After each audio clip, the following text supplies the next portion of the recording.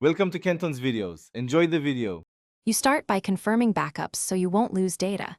That's why file history or OneDrive must be current. Next, create a Windows 11 recovery USB using the Media Creation tool. This gives you repair options when the system won't boot. Make sure to note your Microsoft account and product key because reinstall or activation may require them. Once you have the recovery media and backups, restart into Advanced Startup to access repair tools. That's where we begin diagnosing. You run startup repair from the recovery environment first, because it fixes common boot problems automatically. If that fails, boot into safe mode to isolate driver or service issues.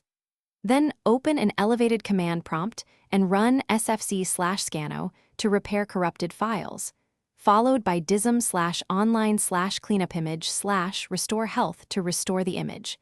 This addresses deeper component store issues. Also check Device Manager for flagged drivers, and you complete the repair by choosing Reset this PC or a clean install if system files remain compromised. Use the Keep My Files option only when confident the user profile is intact. After reinstall, run Windows Update and reinstall drivers and apps from trusted sources to restore full functionality.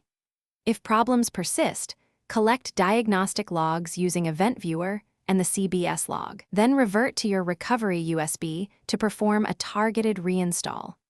One troubleshooting tip: if repair tools fail, the CBS log often reveals the specific failing component.